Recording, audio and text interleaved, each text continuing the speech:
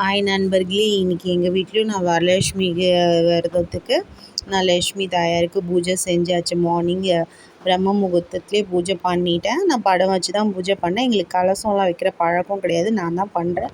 So எனக்கு நானே பண்ணுறதுனால நான் படம் வச்சு தான் பண்ணுறேன். அதுக்கப்புறம் 3 தாம்பூலம் 3 பேருக்கு தான் நான் தாம்பூலம் ரெடி பண்ணியிருக்கேன். சிம்பிளாக தான் பண்ணேன், ரொம்ப சிம்பிள் தான்.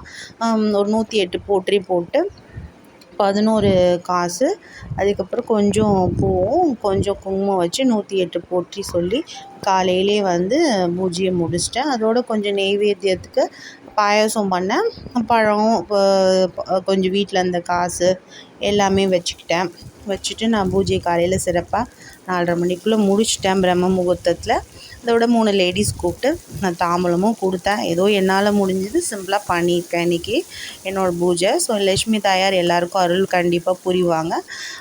மார்னிங் நான் என்ன பிரேக்ஃபாஸ்ட் பண்ணேன் அப்படின்னா, சிம்பிளாக தான் பண்ணேன். சும்மா ரவை உப்புமா பண்ணிக்கலாம் அப்படின்ட்டு ரவை உப்புமா செய்ய ஆரம்பித்தாச்சு. கொஞ்சம் கேரட் பீன்ஸும் போட்டு ரெடி பண்ணி அதோட கொஞ்சம் பருப்பு தான் வச்சுட்டு சாப்பிட்டாச்சு.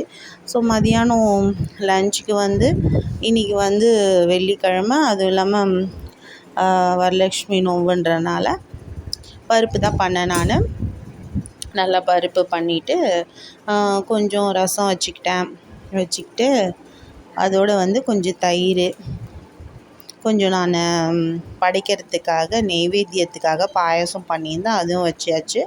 ஸோ பொரியலுக்கு பீன்ஸ் கேரட் தான் பண்ணேன். ஸோ இந்த மாதிரி பண்ணி லன்ச் இன்றைக்கி சிறப்பாக முடிஞ்சிச்சு.